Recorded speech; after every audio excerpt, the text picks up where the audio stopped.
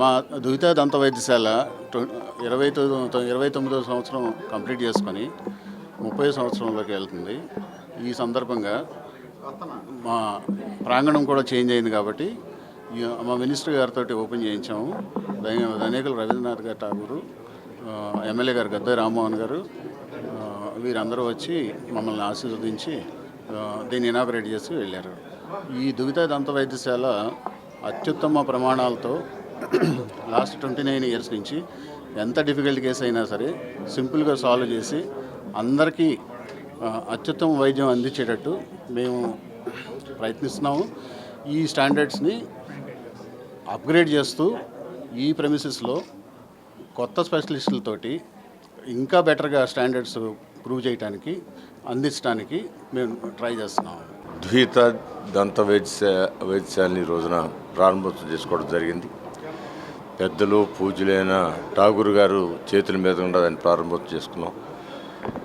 ఇది డాక్టర్ శశిధర్ గారు చాలా సీనియర్ డెంటిస్ట్, అనేక సంవత్సరాలుగా దీని మీద పనిచేస్తూ మరి ఎంతోమంది పేషెంట్లకి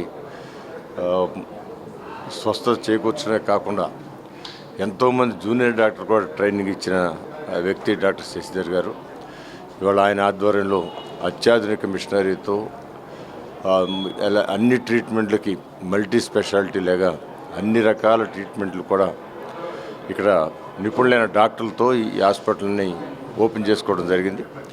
మల్టీ స్పెషాలిటీ డెంటల్ సెంటర్ని ఈరోజు ఇక్కడ ప్రారంభించుకోవడం జరిగింది. డాక్టర్ నల్లూరి శశిధర్ గారు మరి అందరికీ సుపరిచితులు.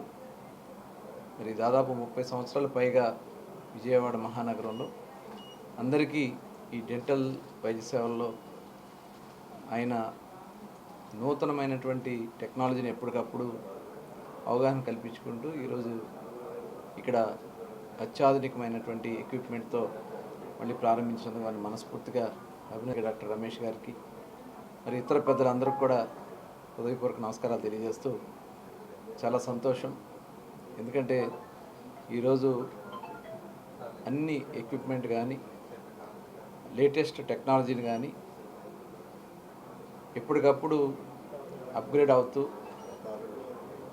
ఆయన చేసినటువంటి సేవలను మనస్ఫూర్తిగా అభినందిస్తూ, అట్లాగే ఇక్కడ చూసాం ఎలా టీత్ ట్రాన్స్ప్లాంటేషన్ చేయటం కానీ, అలాగే 3D ప్రింటింగ్లో టీత్ను మళ్ళీ యథావిధిగా ఏర్పాటు చేయటం కానీ, ఇంకా లేటెస్ట్గా ఏదైతే పంటికి సంబంధించినటువంటి పై ఇది కూడా తీసి మళ్ళీ రీప్లేస్ చేసినటువంటి విధానం కానీ ఇవన్నీ కూడా చెప్తా ఉంటే నిజంగా చాలా ఆశ్చర్యంగా ఉంది.